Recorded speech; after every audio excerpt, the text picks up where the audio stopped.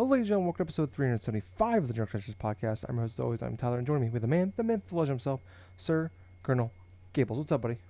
Yo, there's been plenty that's been happening around the last month, but at the same time, the most important thing in my life is I finally acquired a car. Nice. It's very sexy. I saw it. Yeah, Now, man. Gables, not only does he have the most fuckable console, he has the most fuckable car. Please do not attempt to fuck my car. I will seriously kick your ass. No promises. But, yeah, funny thing happened. Last Monday, I actually went through to the car dealership. Didn't take me too long to actually get a car, to be perfectly honest with you. My credit's okay. I saved up a bunch of things because of unemployment stuff, and quintessentially, that's how I went through and acquired it. I'm still going through with the whole driver's stuff. I'm still learning my things here and there. But I'll tell you what, man. It's like a 2017 Subaru like Impreza. Nice. It definitely it's a used car, but even so, it looks immaculate. Like somebody had hardly drove the darn thing. It had like maybe 16,000 miles on it, Wow. roughly. Yeah, Okay. yeah. So basically, whoever had the car last only drove it maybe around the general area, and that was it. Maybe like some old person's car. Yeah. But hey, it's fine for me, man. It's my first car, so it's like I am in my 30s. I definitely should have a fucking vehicle in order for me to go to and from. Yeah. Definitely makes it a lot. Not someone that took the bus for like 8 years of his first 8 years of his like professional life, like Yeah. career wise. It's so much nicer when you finally have Oh man, it a really reliable is. and just in general, when it's like, oh man, I really want some McDonald's or something right now. You have to like ask somebody to go get it or walk to go get it. It's like I can just go to McDonald's and be there in 2 minutes. It's amazing. It's Yeah, man, no shit. also very expensive when you realize you can just go to McDonald's whenever you want. But it outweighs the end. And plus, just in general, if you want to stay late or go in early or whatever the hell you want, it's awesome. It's great. Well, yeah, it's awesome, man. I like to have that little slice of freedom now. So, whenever I do get my permit, I'm gonna go through and obviously take my time with stuff. But yeah, I'm gonna have that option now, so I'm gonna be a little bit more available in terms of riding to and fro. It's gonna be fun. It's gonna be interesting. All right. So here's the deal, Gables. Now we both What? have cars, Yeah, so we got to meet in the middle somewhere. meet in the middle. Meet in the middle. That's how we're gonna meet. Now we're gonna find it. It's gonna be like Montana, though. It's gonna be something terrible. Oh We're shit! I gonna meet in the don't know if I middle. want to go to Montana, man. That place is all sorts of full of like random crazies. I don't either, but it might be the safest place because they got like 6 people that live there right now. So we might It's be just better far. off. It's just Far Cry 5 inside Yeah. Montana as we speak. Yeah, might be some crazy religious zealots. I don't know what's worse, Corona or religious zealots. We'll find out. Oh well, It'd be a good time. and We can- it's like the two evils like level each other out some way. They'll just knock themselves out. It'll be perfect. Yeah, man. Other than that, I've been working, been earning my pay, and definitely have been playing. I've been playing games somewhat, man. I mean, I really didn't feel like I was in the mood to play anything up until like around Thursday this week. But even so, I did have an eventful day for that Thursday and also for today, so it was definitely good game wise. But other than that, man, I'm doing pretty well. How are you doing? Doing okay. Sunday, of course, is usually when we record this. So, doing all right.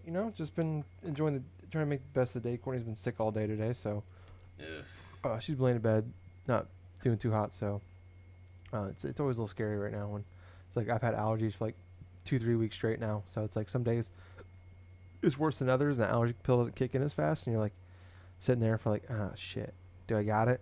You get that every time you sneeze, and then like you gotta go to the store and you have your mask on, but then you have to then you sneeze with your mask on. You're like, all right, did anybody see me? And then it's like everybody else around you just backs away slowly and stuff like, whoa. Yeah, yeah. It's like you're just waiting for like an angry mob to show up and attack you. It's like, oh fuck. But Angry mob no, to come and attack you. I would imagine them just going through and just running away. He's got it. yeah, that too. Or maybe those like they think they can actually literally beat COVID to death. Who knows? Oh god. Who knows anymore? It's so much science out there nowadays. Yeah, but I'm doing okay. Nothing too exciting going on in my world. Got some decent amount of gaming in this past week, so that's been nice. been just playing more of the same thing. You know what? Well, fuck it. We'll just jump into it right now. Usually we do it at the end, but I don't have too much more to say. Been playing more Ghost of Tsushima. I beat Act One. I'm in Good. Act Two. I'm on the last mission of Act Two before you go to Act Three, and each act has its own individual like area. So you Hmm. can't like it's like the island's broken off into three parts, and you can't get to the second part until you beat Act One. You can't get to the third part until you beat Act Two. So But I've can you only go back to the general areas yes, after you yeah, beat those acts? yeah. You can go Okay. back. So I can go back to the Act One area and do other stuff. They add stuff after I beat Act One. After I beat Act One, they added some things to do. But like Act One, I went through and I just so there's like fog over the map until you travel around. So I have like different types of like armor sets you can wear. Like I have this one that's more like a robe type thing, and Mm-hmm. it it increases like as you walk through, it increases like where you walk by. Like it moves the fog out off the map by like 20%. Like I maxed like you can upgrade each individual like armor and shit like that.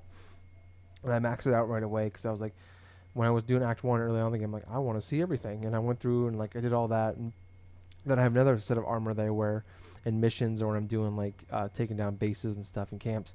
That's like my armor one increases, you know, like your defense, your attack, and your health and all that.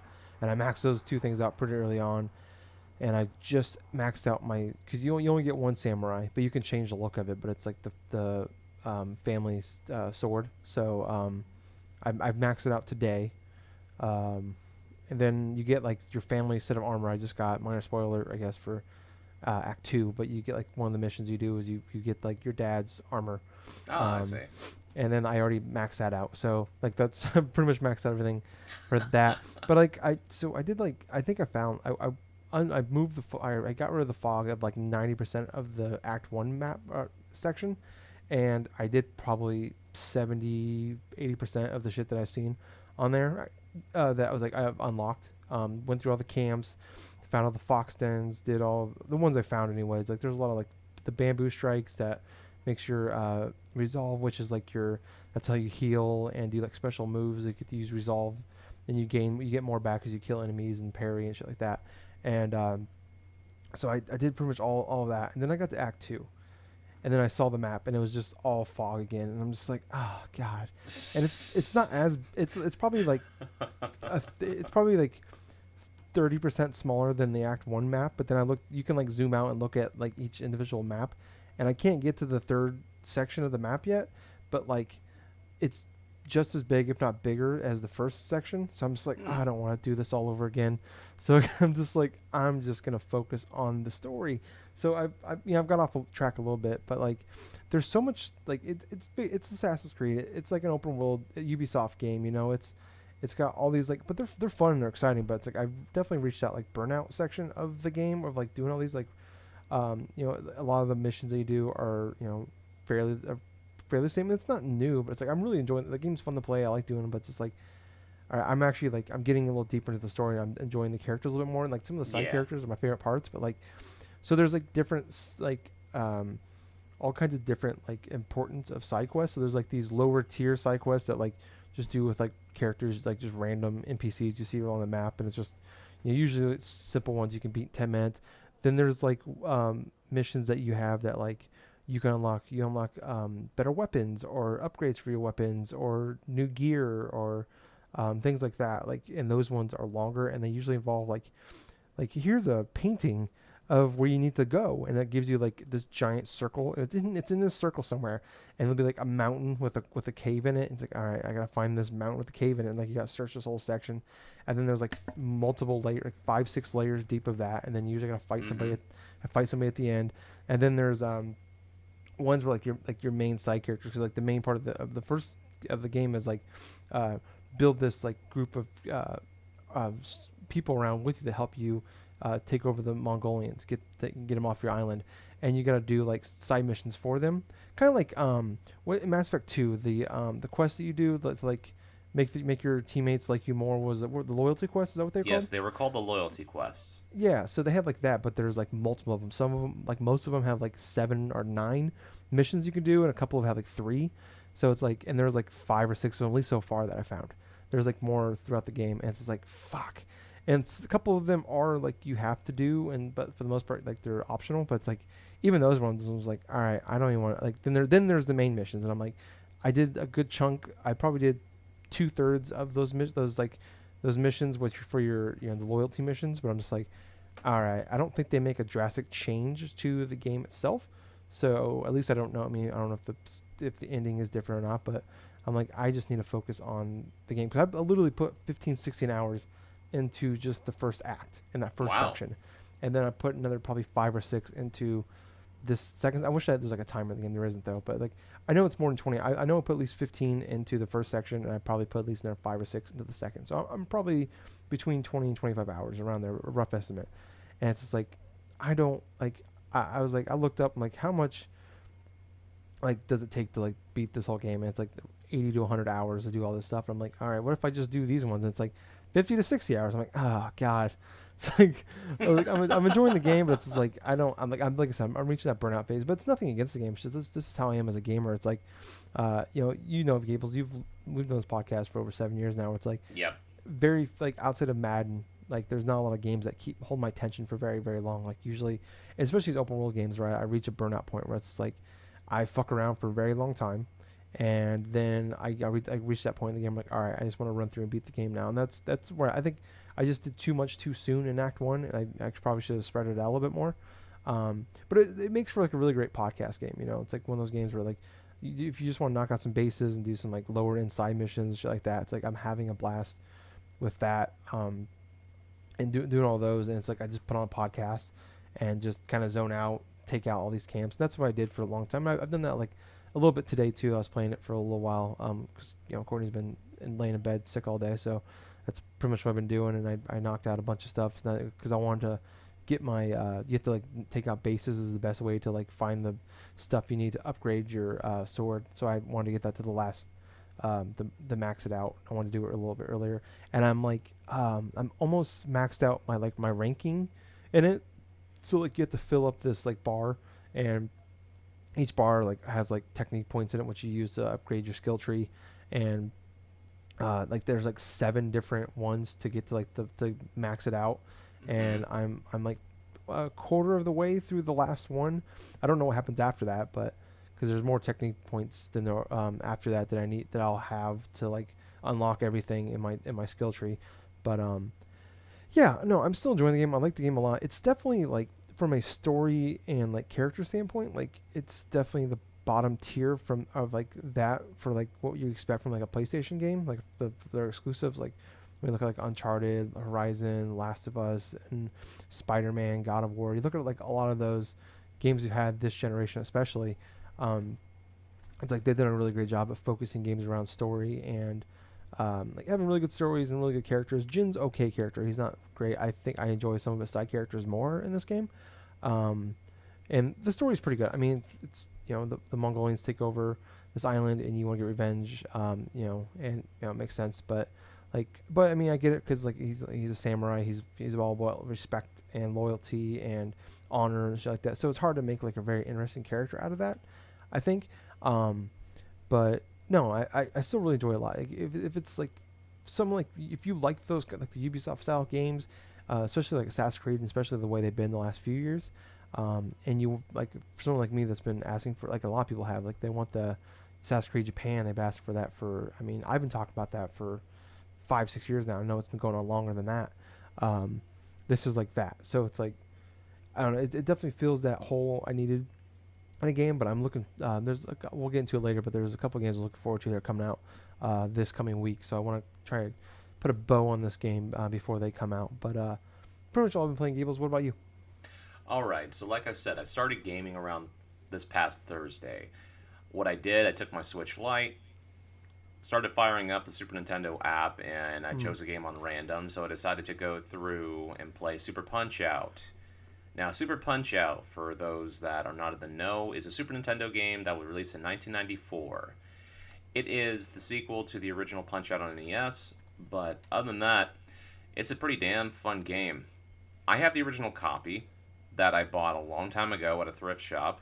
Actually, no, it was more like it was like a game-centric store, but other way, that's not important. I've played the game off and on for God, since like the mid 2000s, I want to say. But I never was able to beat the game because there was one cup in particular that was entirely difficult because of a couple of factors. But to put things into perspective first, the structure of this game is separated into four different cups. You have the minor, the major, the world circuit, and the special circuit. Each circuit has four fighters that you have to go through and beat in order to claim the title for that, for that cup. So quintessentially, you have all sorts of random characters you're fighting, you're facing off against. The game is very whimsical in its nature, but at the same time, it does retain that punch out feel to where you don't know what attacks or what patterns your enemies are going to toss at you until you experience it for yourself. So, for example, the very first match in the game is you're facing Gabby J, which is the equivalent of Glass Joe from the original Punch Out, meaning he's entirely predictable. You can go through, you can beat him no problem, pretty much. Hell, I remember, I remember just playing the game back then on the Super Nintendo and managed to get like some of the better records and stuff against against Gabby J just on accident, because you'll notice some cues that fighters will do in order for you to either counter or do this or do that. But what goes from super easy can spike up relatively quickly depending upon how well you are to recognize patterns.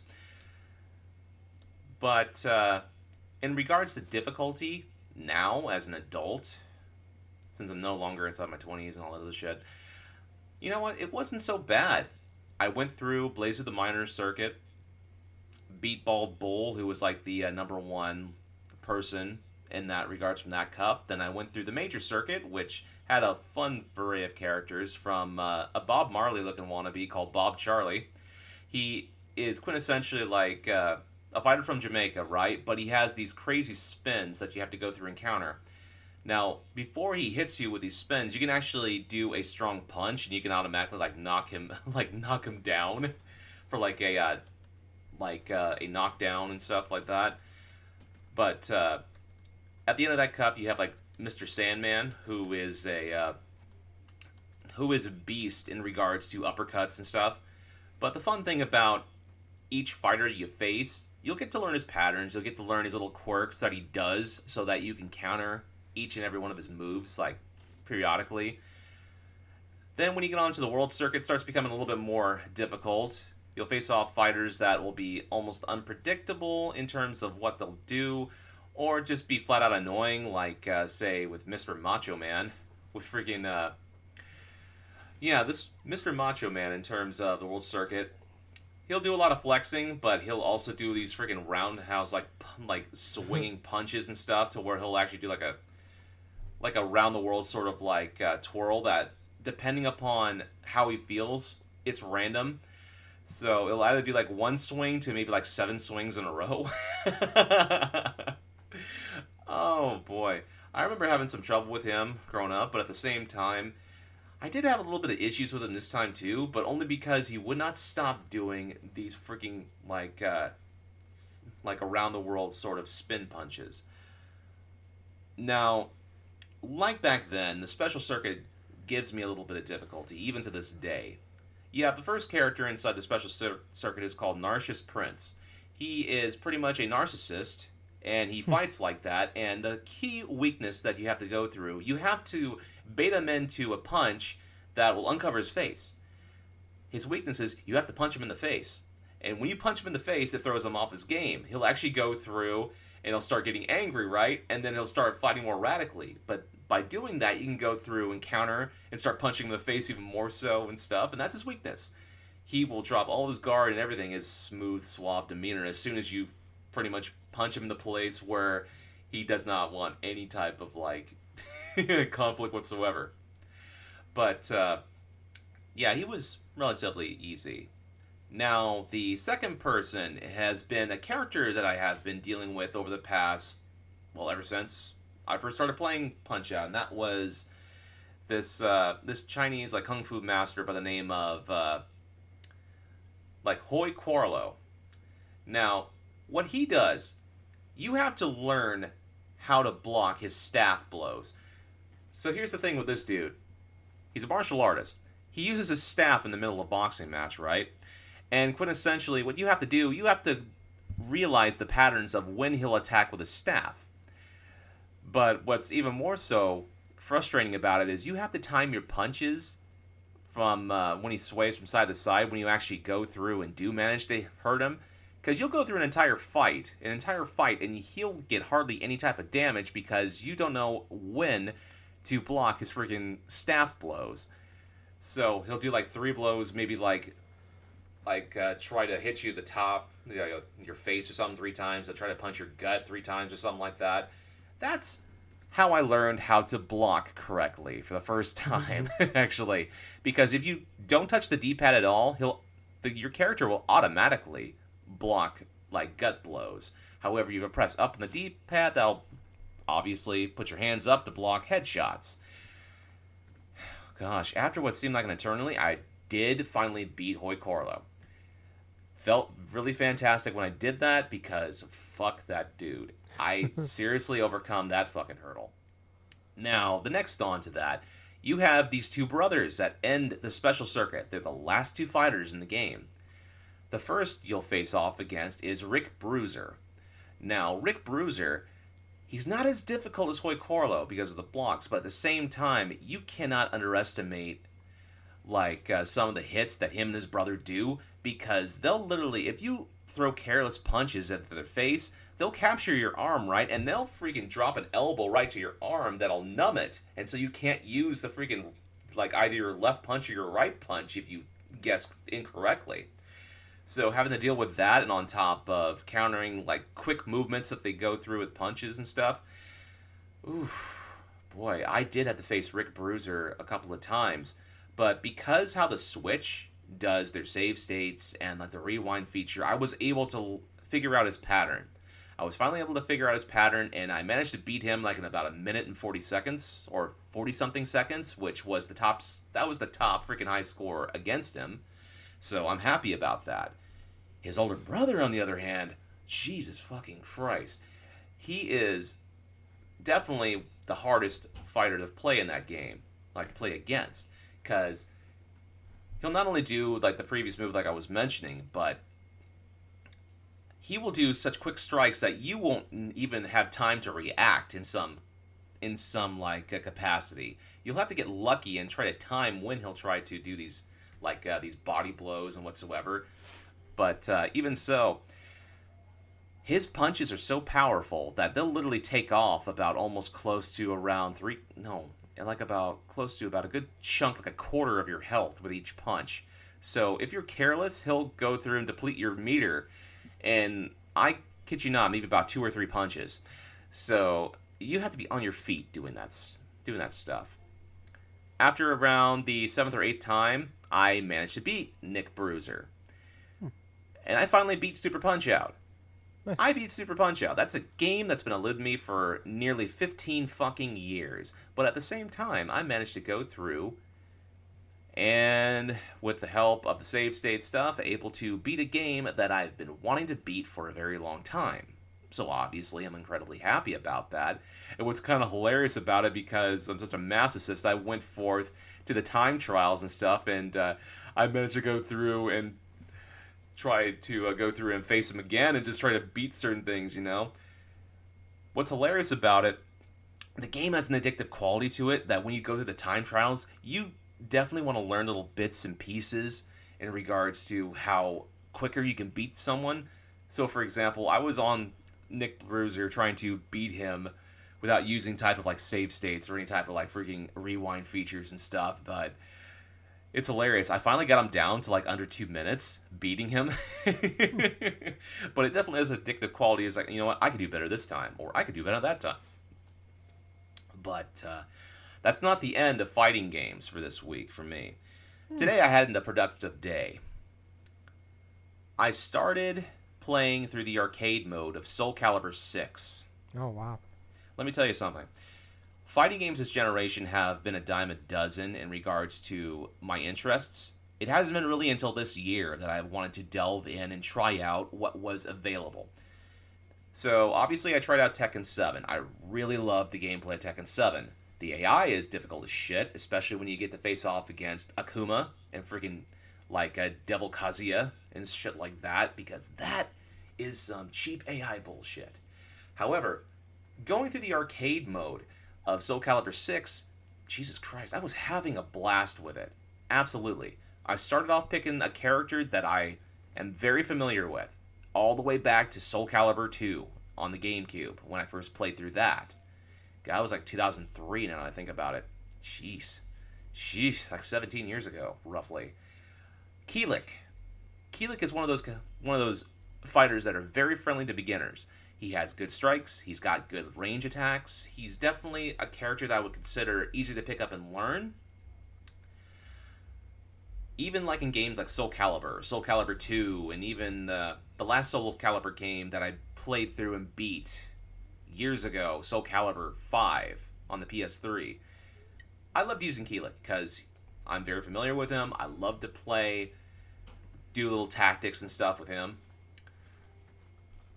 Before I even went into the arcade mode, I decided to fool around with things like, go through training mode with him, see what else like has changed since playing through my last Soul Calibur game, and there's been quite a few actually.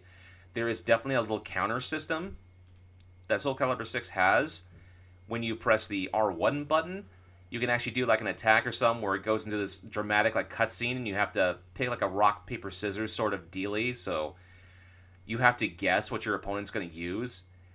So if you go through and go and trigger this cutscene, and then you press like the square button, like I do fairly often, that goes like for light attacks, and that's like the quickest strike. And so I've actually ended up winning like about 50 to about 60% of my freaking dramatic cuts and stuff like that, just using a light attack.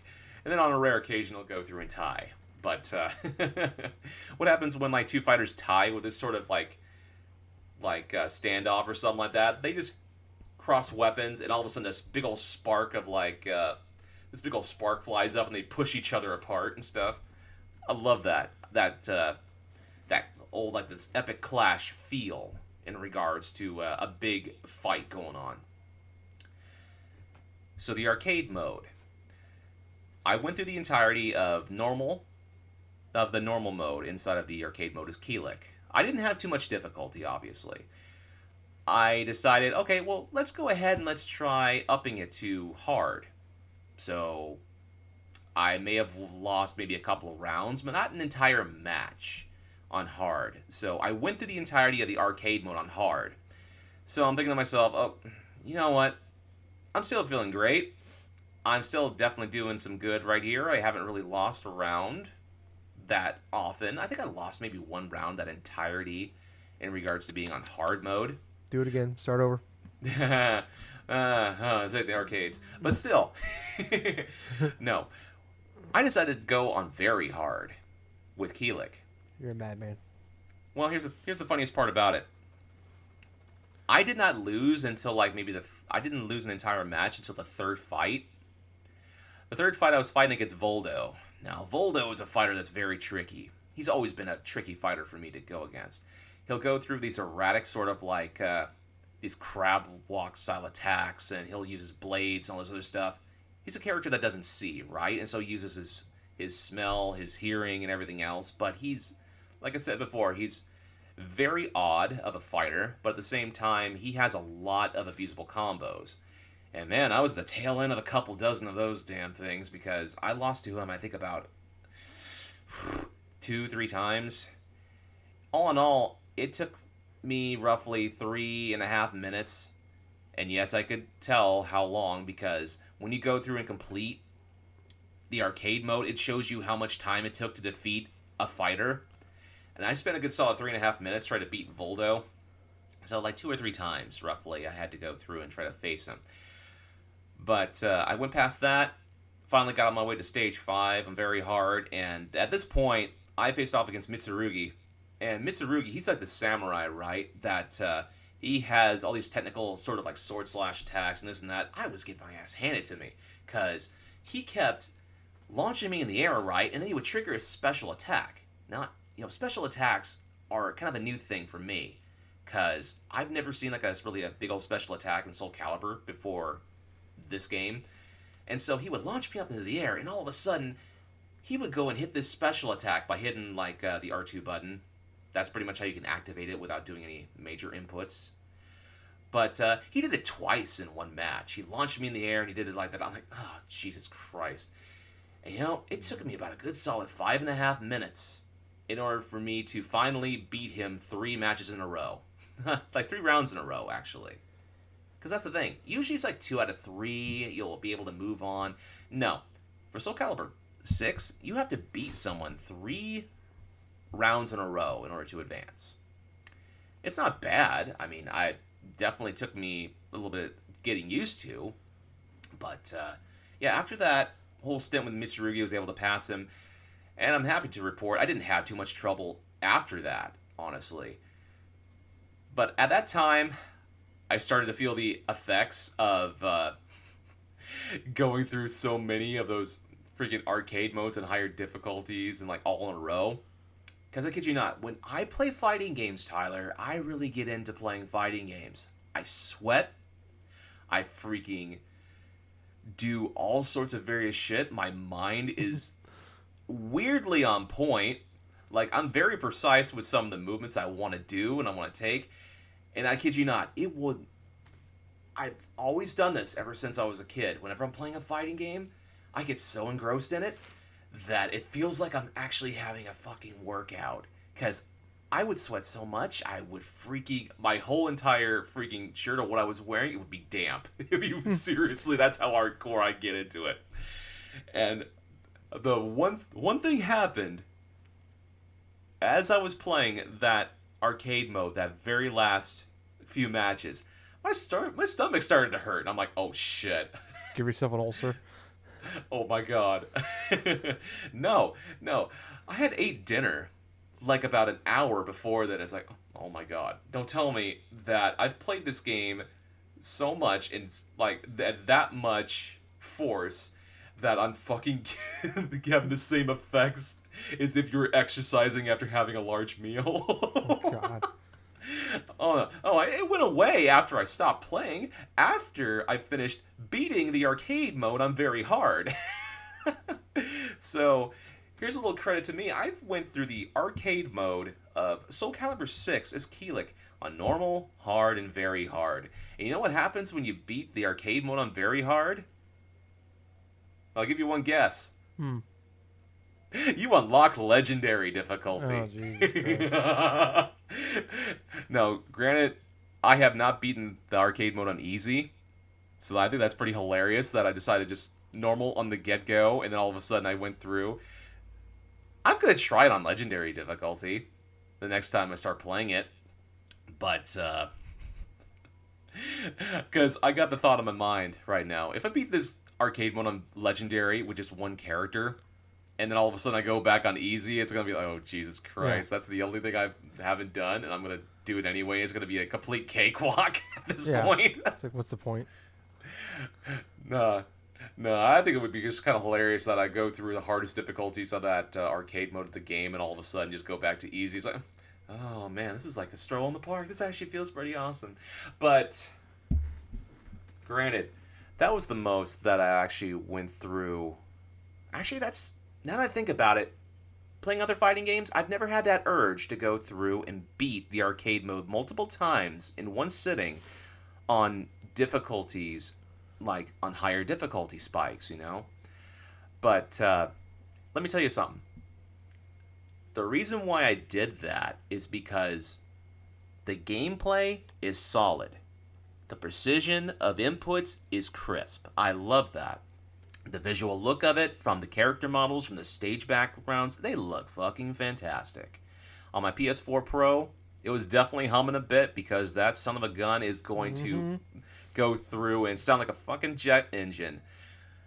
Oh my god. It feels like every time I play a game that's like really graphically intense, this damn system, not only does it start to hum a bit, but the whole entire room when you're playing in it, it feels like a fucking heater. Yeah.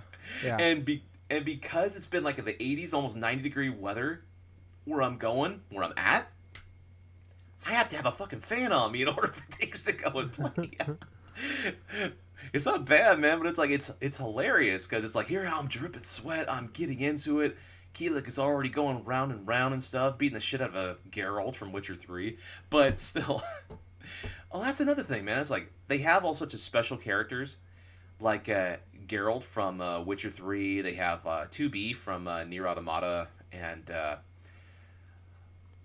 but I haven't. Honestly, now that I think about it, I haven't downloaded the DLC that I bought for the damn game yet. I've faced off against DLC characters in the arcade mode, like Hilda, which, she's not too bad, but she's very cool. But what I love is I love the different. Every fighter feels different in regards to their attacking styles, their combos and stuff. The game is definitely very technical because this is the style of fighting game where you don't just attack from left and right. You can actually go in a 360. You actually can go in like a 3D motion to where if you double tap on the up or down on the control stick, you'll change your perspective, and you can actually get behind a fighter and stuff and just start wailing on them, or just grab them out of nowhere, or do a sort of like a crazy ass combo or whatever. I'm happy to report, so far from what I've played, Soul Calibur 6 is fucking good, dude. It is good. It looks great, plays great. I'm having a lot of fun just bullshitting with Keelik, a character, I'm familiar with, but at the same time, he's very fun to play. And I haven't even tried any other fighters yet, but that's going to change very soon. Nice. But that's all I've been playing. All right, well, cool. Very cool, Gables. Well, moving on to our new section here. Not a lot of big stuff, a lot of smaller things to talk about. I think first up, Halo Infinite has been revealed. It was kind of rumored, and then they came out and said it that on the Halo Twitter account that Halo Infinite's multiplayer will be free to play, but no more details than that. But that will be, they'll have more news on that later.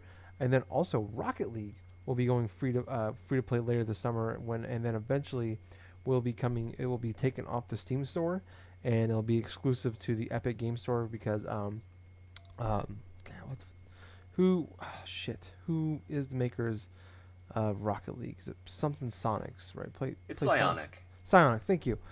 They were purchased by Epic early last year, and this was a rumor a while back that this would be the case, but it's officially happening. But if you own Rocket League on Steam, you can still buy it now, but they'll announce it eventually sometime later this year when it's gonna be taken off. But if you own it on Steam, you will still get updates and all that. You just won't be able to, you just won't be able to later on buy it on Steam. It'll be exclusive on Epic, but it'll be free to play everywhere else. And also, you'll have cross progression is a thing that'll happen as well, which is awesome. And I mean, it's a game that's been out for over 6 years now. It's a game that we still talk about fondly. Also, I believe they said here, for anyone who has purchased the game before the free version kicks off, Psyonix is offering a number of in-game awards, including all Rocket League branded DLC released before free to play. So I don't believe that means like they have like the Fast and Furious car, the Superman and Batman cars, stuff like that. I believe those will still cost money. Anything they had like a partnership deal with will cost money, but anything that they made that they sold separately will eventually just become free as well. So two pretty big games. One, I mean, obviously has been out for a while, but still got a big crowd around it, and the other one is hopefully having a big comeback later this year. I don't, Gibbs, what do you think we heard all this? I think it's awesome that Rocket League is going through and allowing players that have been with the game since day one to have quintessentially the DLC that they had initially had made, like, offered as DLC stuff. I'm not talking about the cosmetic cars. I'm talking about like the actual updates. The first, the first like updates, that they included with later releases. But I'm glad that a lot of the older DLC content is going to be available for free for people that have been with the game for a long time. Yeah. The whole free-to-play stuff, that works with Rocket League. It definitely opens the foray to more new players to come in, to have their fun, to do whatever and stuff, and hopefully get addicted to it, because tell you what, man, it's like when everything's all said and done, Rocket League has definitely been one of the consistent games of this generation for people on the PS4, on Xbox One, on Switch, And the most awesome part about it is like for those who double or triple dipped with Rocket League, Gables. like for example me, because I've quintessentially now have it almost on every system besides Steam. Yeah. Which, if you want it, you better buy it soon, Gables. Well, that's true too, but at the same time, I'm more than satisfied with what I got here. Yeah, they've got But your money. They've gotten my money too. I think I bought all that DLC already. That they said it's gonna be free soon. So what's hilarious is like I didn't even buy Rocket League to begin with. A lot of us didn't because it was yeah, a free game on PlayStation Plus, but I still spent money on the DLC that initially came out on. I still spent money on the Xbox One version and on the Switch version, because of the Mario, the freaking Metroid cars, and all this shit. yeah. I'm so So happy I don't have to buy the DLC for those versions though, because yeah. that would be Well, redundant. and plus with the cross progression, that's gonna help too. I mean, I still use my I got the Fast and Furious Toretto car that I still use. Yeah, So I don't see myself switching obviously from that. But yeah, I think that's I don't know. I think it's pretty badass that they're doing it, especially at this point. I mean, it's been over 6 years since it came out, and also with, I mean, I think if you wanted to play at this point, you probably got it. But it's yeah, nice to see like they done some cool. I mean, Epic in general has done some cool stuff lately. Just for not so maybe not so much on the gamer side, but for publisher side with like the splits on their games on you sell on the Epic Game Store and things like that, like stuff like you're doing with this. But it's like you've seen like Rocket League has done like that free to play style, like you've been seeing from like a lot of yep, battle royale games where they had season passes, and they've done a lot more like you have to like level up to like unlock these skins and these extra toppers. They've constantly added to the game, and it's awesome they're doing that and added a lot of yeah, free shit to it as well. But they've gone away with the season passes, which is awesome because I was like that kind of bothered me a little bit where it's like you're kind of, I mean, I don't know, I mean if you love the game that much and you're gonna play the game that much, that's fine, I understand that, but it's just like you're an older game and you're not free to begin with. Now if they wanted to bring that back, I wouldn't have a problem with it. I definitely don't see an issue with that. I mean, they're gonna have to find a way to keep funding this game ongoing, but maybe if they'll add more, maybe they'll end up being more like Overwatch, where it's like you can buy. I mean, I guess they already have that to a certain extent. They actually no, I'm sorry, they do have that, where they have like you can buy the microtransactions with the you get like loot box kind of shit. Um, but I've always said like the cosmetic side has never really bothered me too much as long as it's kind of fair. And they've had that for a few years now. So I mean that stuff kind of it's a little easier to swallow.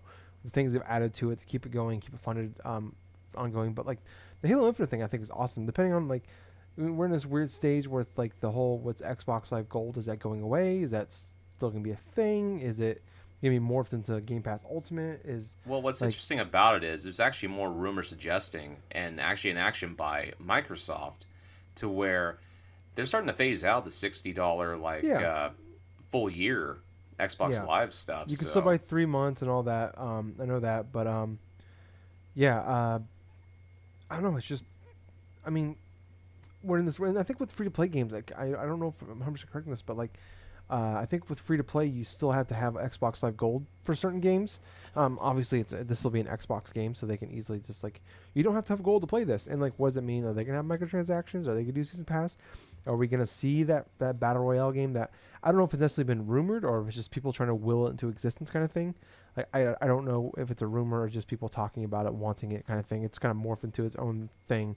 Um, but I mean, I think that's awesome too. To have that because that's I mean, good selling point as long as they don't do some like bullshit stuff like EA has done in the past or in 2K still does. But like, I think we're past the point we don't have to worry about that.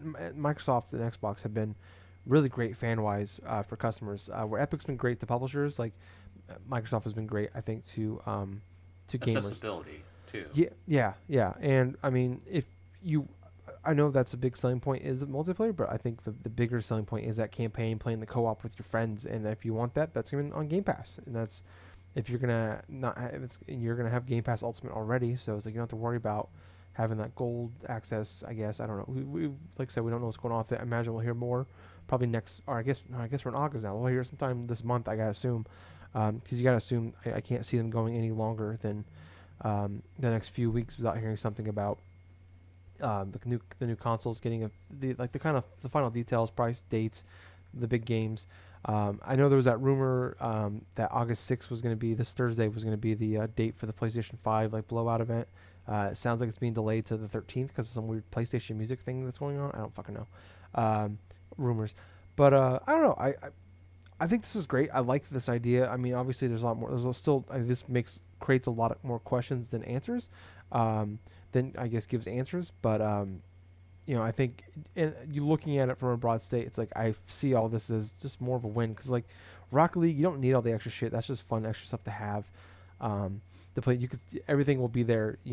It's cool to have all those the cool cosmetic shit, but it's like it's not gonna change the game fundamentally. And I imagine with Halo Infinite, it's gonna be more the same, where it's like you're gonna have all the gameplay styles, like it's all gonna be it's all gonna be like looks and shit like that. That's gonna make the ultimate change to the game, if like the free to play part of it, and that's the most important part of it. Where like that's gonna be the ongoing thing.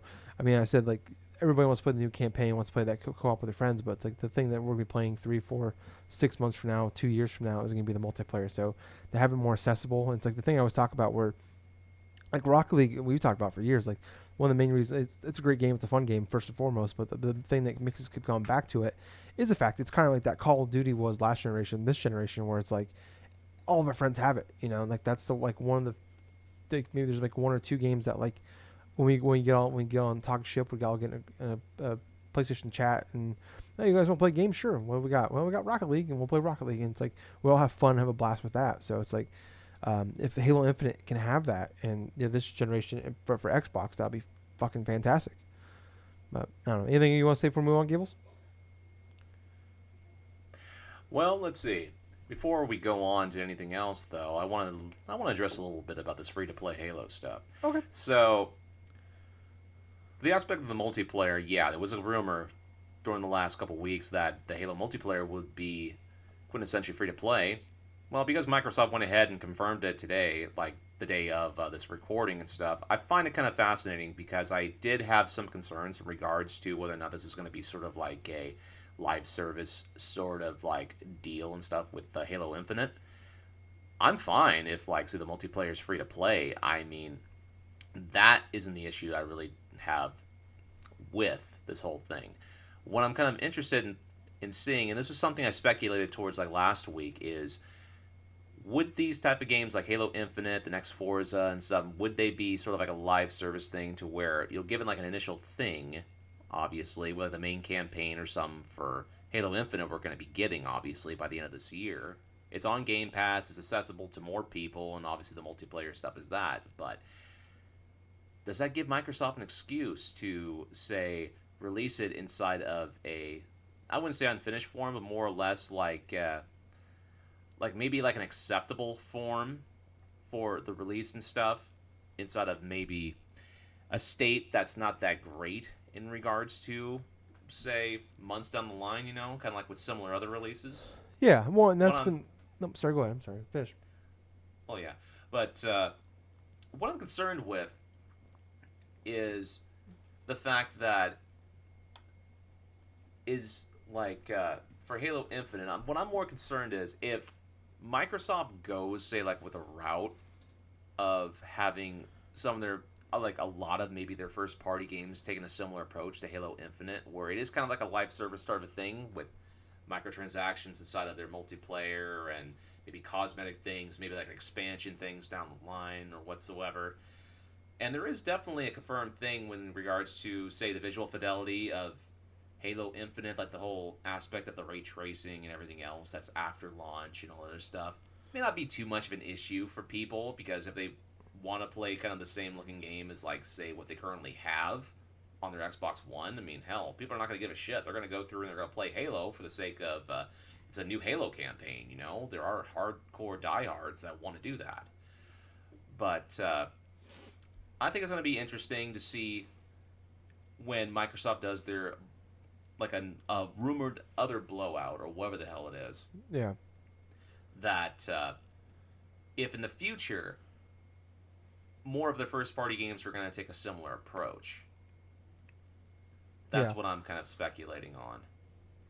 Because now they show the signs where Halo Infinite, their multiplayer stuff is separate from the campaign, and they stated when they were unveiling the game that this is a game they wanted to focus on for like 10 years. Yeah. So you can't do that for like 10 years without there being some sort of a live service aspect like microtransactions, expansions, So it's similar to what Bungie has been doing with Destiny, Yeah, essentially. or Call of Duty Warzone. Yeah, with Activision. Yeah. Yeah. So, I mean, yeah, I think to continue on like being that, being Halo Infinite, that title makes more and more sense as we hear more and more about it. Um, Right. it's gonna do the thing that, like, I mean, when we heard that, oh, this is gonna be the last Halo game for a long time, and it's like, okay, blah blah. We heard the same thing from Destiny. Oh, this is gonna be a platform for 10 years, and then 2 years later, Destiny 2 comes out. It's like, I mean, obviously that's the main reason why Bungie left, was because Activision made them make new games instead of Yep. making Destiny a platform. Um, so I think I love this idea where it's like Halo Infinite, like there'll be the campaign, and then there's gonna be Halo Infinite, and that'll just be the multiplayer, and then maybe we'll get that Halo 7. They'll be able to do their, like, continue the campaigns, continue that story, but the online portion of it will be its own separate thing. I think that's brilliant to do it. Like what you were just saying with, like, we've seen that Destiny 2 is just becoming its own thing, and they've shown like the next 3 years, like this is our plan for the next 3 years, and then you look at it, like Call of Duty Warzone. It's like, and they're gonna. I mean, I think each individual Call of Duty is obviously still gonna have a multiplayer version, but they'll be able to, like, still intertwine the new stuff into Warzone, like maybe, and find ways to, like, cross promote and everything like that as well, like showing off and, like, tease for, like, new things. Like, I imagine when Black Ops Cold War gets announced here, probably, I'm assuming it's gotta be sometime this month, because the rumor is early October. So we're talking 2 months now from that the new Call of Duty comes out, and we Oh haven't heard a word yeah. about it when normally it's announced in early May. Um, We haven't heard any words about it, but we definitely have seen leaked yeah, photos of we freaking know. Doritos Yeah, advertisement. yeah, we know everything about the game, but we've about, like, actually, like, seen some content about it, like the story. But God. yeah, Just imagine, Tyler. This is going to be a little bit off of what we were just talking about with Halo. Just imagine going to like your local store. You're getting one of your favorite foods, like snack foods to eat. Like, say you get a bag of Doritos, like a flaming nacho Dorito or whatever the fuck, and all of a sudden, in the back of it, you see an advertisement for a game that hasn't been announced yet, and all of a sudden, you're like, wait, what the fuck? What the hell is a Call of Duty Cold War? yeah, right. Well, it's like we kept seeing, like, I want, like, I was like, around springtime, there was a Wonder Woman 1984. What are the new movies Uh called? huh. There was, like, the Mountain Dew and the Doritos had all these advertisements for the movie, because they're supposed to come out, but obviously nothing comes out right now. Um, so Yeah, it's I just actually like, got the same thing from Dairy Queen and stuff today because of they had like advertisements for that movie on the fucking cup. oh wow, that's funny. Yeah, so it's like deals are still in place and they can't move them. So it's like, I remember, like, in Australia they advertise, they, like, Bioshock Infinite was supposed to come out at this date, but it got delayed to, like, the next year. Uh So huh. they 2K, like, picked a different game and threw it on, like, the marketing, because they already paid for all the marketing for that time. So it's like, but I mean, when you're WB and you have nothing else to advertise, it's like, oh, I guess we're just gonna keep them coming, and probably a lot of that shit was already in place beforehand. But I don't know. Let's move on though, Okay. because we got a few other things here we'll talk about, and I got a little. I forgot to mention this at the top of the show. I got a little special surprise for Gables to end the show with, so it'll be pretty exciting. Interesting. He doesn't know what it is. I'm really excited about it. I'm gonna do mine probably next week, but I figure it's a little light week, so if that'd be a little fun thing to do. But next we have a couple announcements for games. One was I mean, it leaked the night before. PlayStation leaked it. PlayStation, Xbox are like the new. Like, we don't need hackers anymore. We just need, like, wait for PlayStation, Xbox to fuck up and put it on their store pages.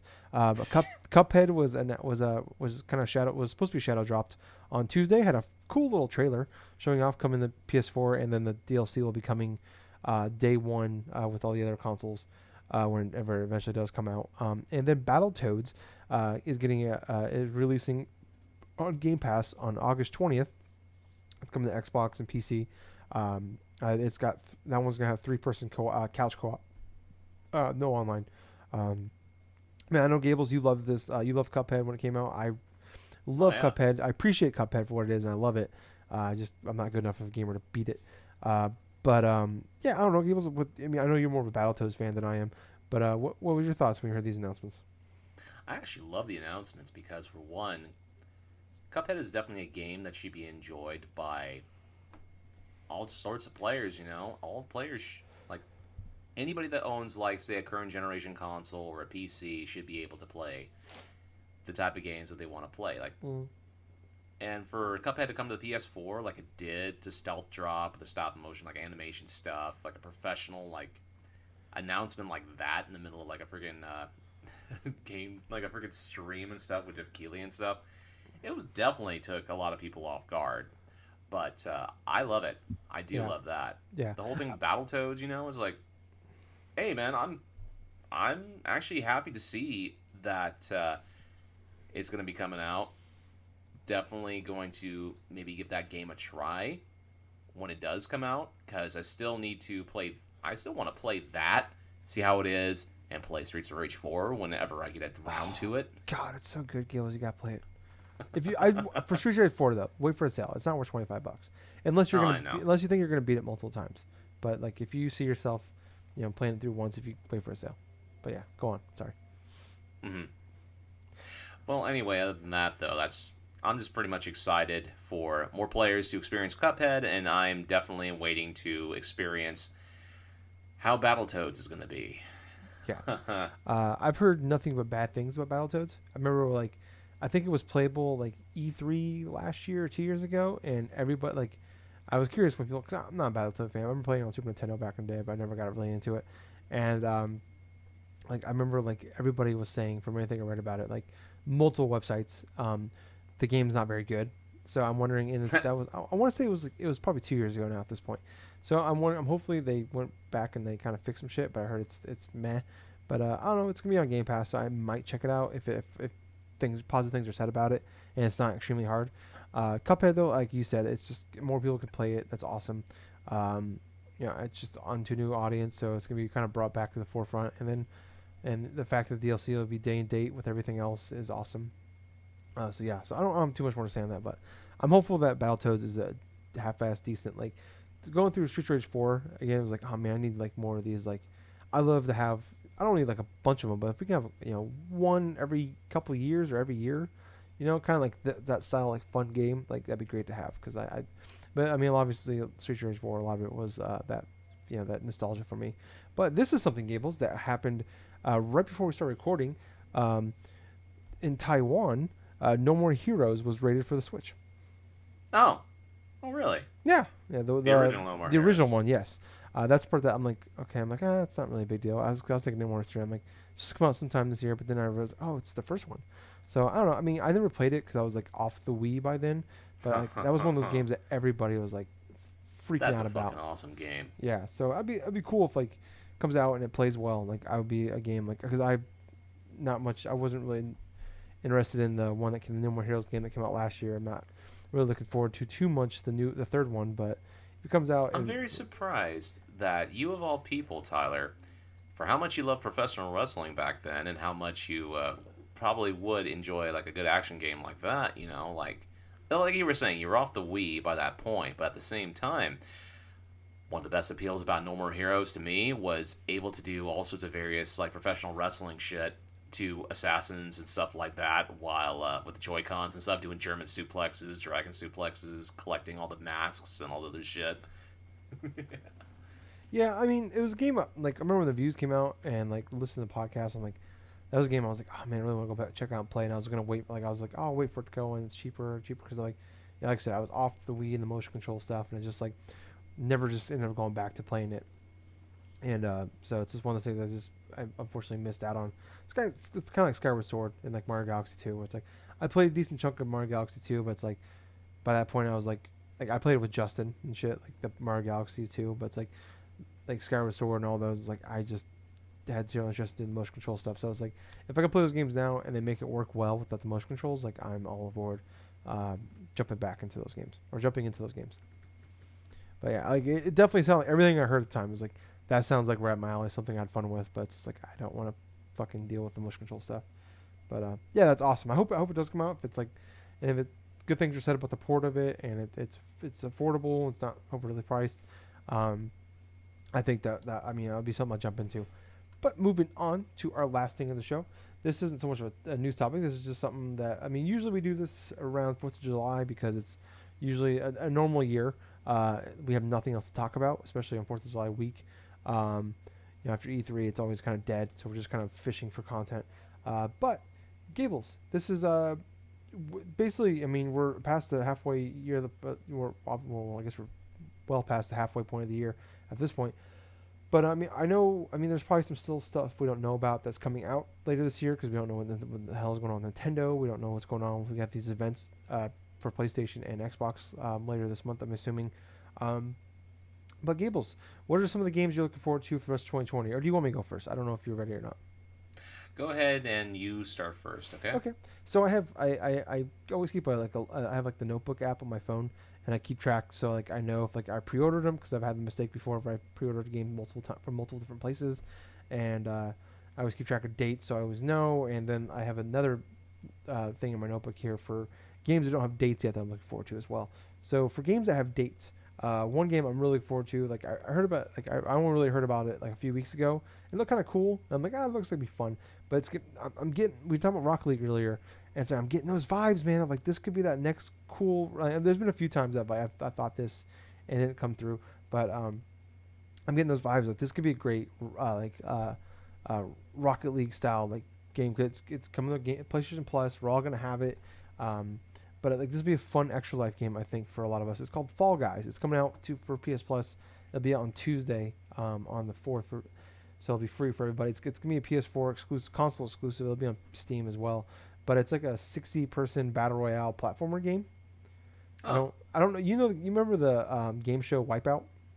yes. So it's essentially that, but like it's very colorful and you have like these weird like crazy looking characters. But it's like so there's 60 people, 60 different of these characters all online, and you're on like you're going through like there's it's broken up in sections too. So it's like and there's different maps where it's like you have to run around. There's platforms there's with holes in them, and the ground is spinning, and there's walls up, and you get knocked off the stage, you die, and it's like last one survived. And there's ones where you have to like run through this like basically this um like the Ninja Warrior type shit kind of Mm-hmm. thing. But it just looks like really fun and chaotic game to play. I don't know what the rules are as far as like what's the most people you can have like in a party to play. I don't know in like in person you can only have 4 people in a party, but it's 60 player online. But I don't know. It looks very fun.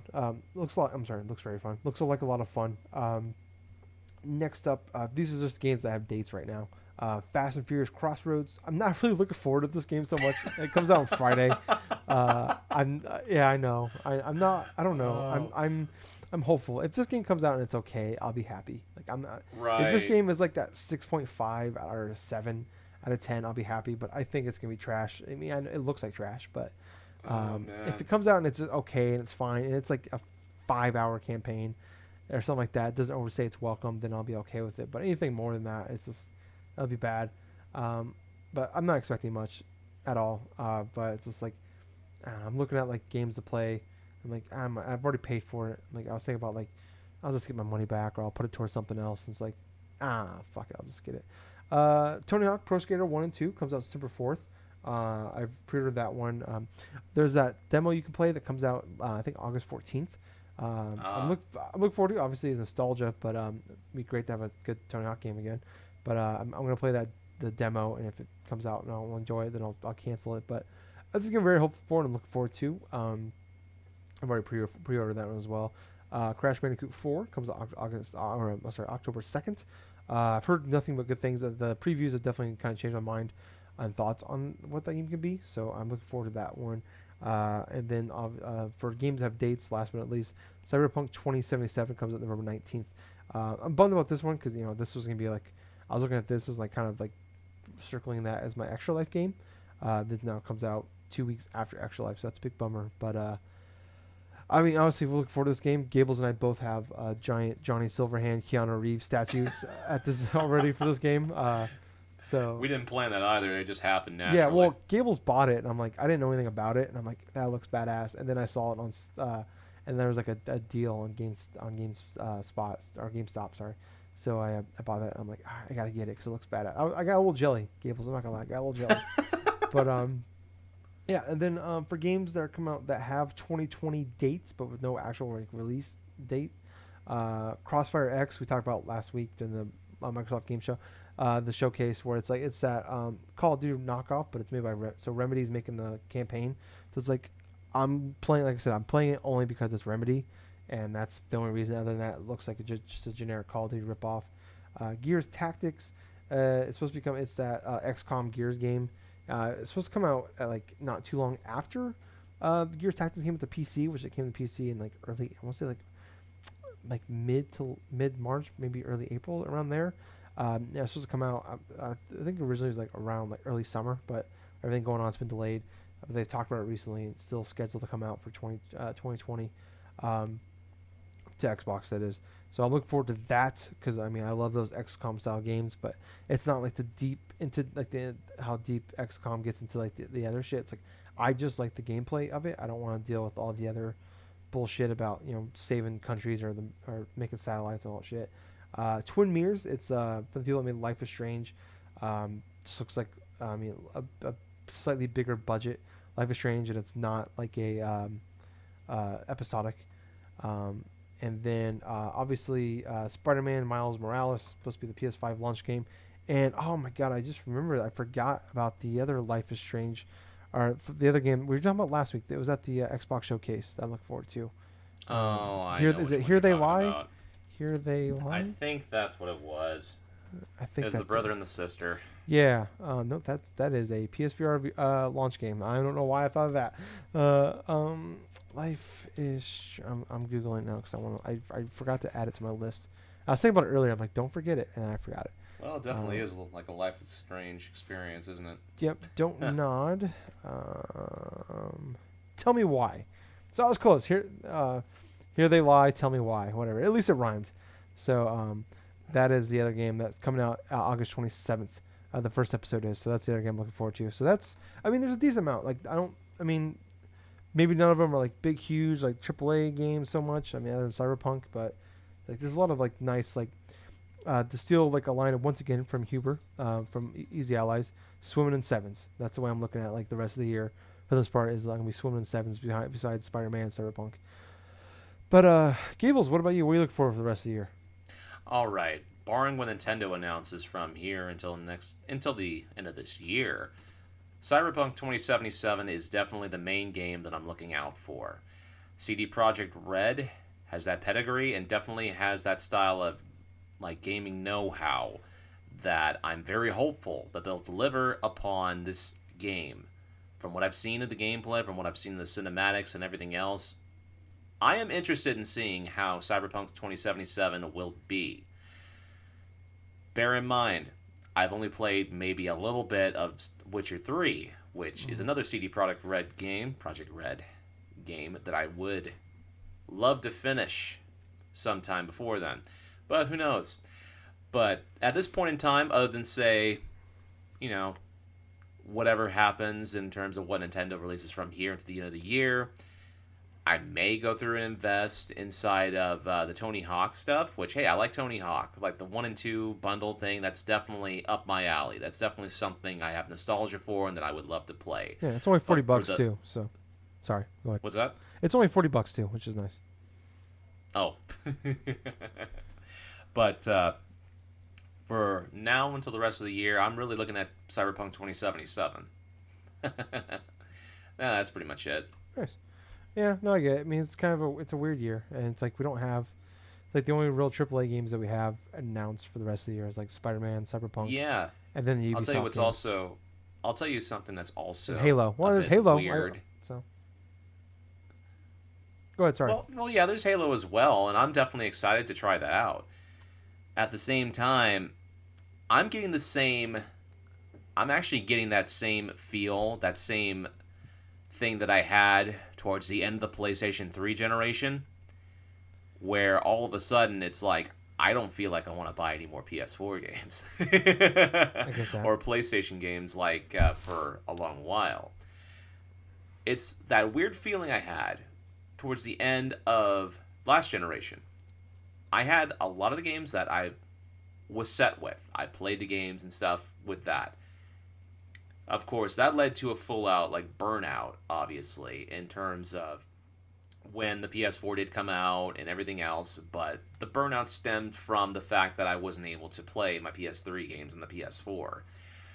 But I'm just saying, it's weird, but also familiar in terms of how I'm feeling right now, where it's like, I feel, honestly, for the most part, I am quite happy with the collection that I have ended up getting for the PS4. I definitely have maybe a few more games that I want to check out, but at the same time, I'm winding down, Tyler. Yeah. I've almost got every single game that I actually want to play on it. Yeah. And like you talked about, you got a decent backlog of games still to play. Oh shit, do Just I you ever. bought in the last few months, but I get that sentiment where it's like I'm looking at, and it's like especially like I mean it's easier because the games are coming out right around, especially at launch time where we're assuming November. It's like I mean Cyberpunk's the one really that I'm like really looking forward to. It's like um, but I've already pre-ordered it digitally on PS4. But I think as of right now, I mean, I got to pre-order it, but I mean, I can always cancel it before it comes out. But I'm assuming I'll be able to just like move that, like I'll be able to go with backwards compatibility, and there's not going to be a PS5 upgrade for it. They said at launch. Right. Um, that I mean, as long as I'm still able to you play that on PS5, assuming I get one at launch, hopefully I do. Um, like that's the one thing I'm like I'm like I'm hoping that like the PS5 comes out like that day or before Cyberpunk because like I want to play Cyberpunk, but it's like I don't want to Yeah. start it if I can't move my progress over to the PS5. Um, and then like that's one of the main reasons like I'm like I want to play the new Madden. Obviously, I love Madden. I always put I mean outside of this last one like I usually put 200-300 hours in the Madden every year, and it's like I always buy it day one. I always buy the special the $80 edition when you get it 3 days early, and like I'm waiting on that because I'm gonna buy Madden, but I'm like, do I just wait for PS5? Because like, can I move my progress over? Because that game comes out at the end of August, and like, I don't want to put 2-3 months into it, and then find out I can't fucking like I gotta start all over again on the PS5. So it's like, Right. I haven't. I mean, I've looked a little bit. I haven't looked too hard into like what they've said about it, but like, until I hear like a confirmation for sure, I find something like, I'm probably just gonna wait. Like I did the same thing with like, that's the only Madden I haven't bought at launch since Madden since 2006 is the one that came out in 2013 because of I didn't want to just buy it and then 3 months later have to rebuy it on the PS4. So like, Yeah. I waited till I got my PS4 to buy it. So yeah, it's like I get that sentiment. Like it's like you feel like you're buying like these games for like a dead console kind of thing. But it's like, I mean, I think what's gonna help that sting is the fact that it's gonna be backwards compatible. The only thing that's gonna suck is like if I have like a disc version and I have to buy the discless one and stuff like that. But I think the only one I'm buying that's on disc right now is uh, Crash Bandicoot. So, but I imagine by then I'll be done with it before it comes out, assuming unless the console comes out earlier than expected. But no, but I get that. But I did want to mention a couple things real fast before we, because I think we're gonna move the surprise there for Gables. We're gonna make that a little special second episode for later on this week. So All right. we'll continue this recording session and we'll do all this, but I'm gonna break it and I'm gonna move it on to a because we're a little long. I didn't think we were gonna go this long, but I'm gonna move it to make it a special episode midweek. But I did want to mention a couple things real fast. Extra Life is 14 weeks away. I just did the math real fast, man. But a cool little thing they're doing in August only. If you raise $75 in the month of August, you get a official like Extra Life die, like a Dungeon Dragons dice. It looks pretty badass, so that's pretty cool looking. I wanted to mention that, and also it's just I mean I'm excited because it's like as we get to the end of summer and start to get that fall type, that's like I start thinking more and more about Extra Life. That dominates my thoughts. And then also this past week I got some emails. We use Libsyn to upload the podcast, and they actually added a bunch of like new things on, like you can put the show on. And then I looked and there's also a bunch of other ones I didn't realize we can add ourselves on. So we're on a lot more services, and we've had a nice little boost at the end of. I did it about a week and a half ago. And it takes a few days to get the shit on there, but to get our feeds on there. But we had a nice little boost at the end of last month, at the beginning of this month, in downloads. So I just want to thank you if you're new listeners. But we're on a lot more services now. We're on the Amazon Music and Audible apps. We're on the Android app, Deezer. I don't know much. I never heard of a few of these, to be honest, but we're on them now. Deezer, Ghana, apparently GAANA.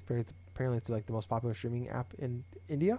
iHeartRadio, we're on there now. Radio.com, in their app, the Radio.com mobile app, we're on there. And then I think couple more. I think actually that might be it. But add us on those, and I think we have a couple more trending, or not trending, but like we're in the middle, like we're just waiting for the confirmation. So we're on all those places. So if you're new to the show, thank you for listening and downloading. Welcome to the show. You're about a little over 7 years late, but pretty easy to jump into. So it's just we do this every week. So thank you guys if you're new to the show, and if that's easier for you to go on those apps to download. If you're already on those ones and that's your main thing, you can go on there and check us out as well. And if there's, I don't know, I'd like to say I've never even heard of most of these things or used them before. So if there's like a subscribe, a follow, or whatever review thing, do all those likes, 5 stars, whatever you can do to help us on those. Really appreciate it. Same thing, obviously, if you've heard the show for a long time, we're on Twitter, Facebook, Twitch, YouTube, Spotify, iTunes. Just look up Drunk Dash Nerds, Drunk Nerds Pod, Drunk Dash Nerds podcast. Drunk Nerds Podcast, twitch.tv/Drunk Nerds Podcast. Follow us on there, please. And then also twitch.tv/Colonel Gables. Give us a big follow. So go if you are new to the show. We're on all those places as well. And if you can give us thumbs up, 5 stars, follow, shares, whatever you can do, we really would appreciate it. So thank you guys so much for listening. I was Tyler. And I've been Colonel Gables. Until next time, everyone, have yourself a fun week, work hard, do whatever you can to entertain yourself during these trying times, but most importantly of all that, keep your head up, keep it above the water, and have yourself an excellent time listening to another fun-filled episode of the Drunk Dash Nerds podcast. Hey, Gables. Yeah? Too sweet. Too sweet, man. Wear a mask, guys. See ya. See ya. I stole it from you. So what are you going to do? Bye, guys.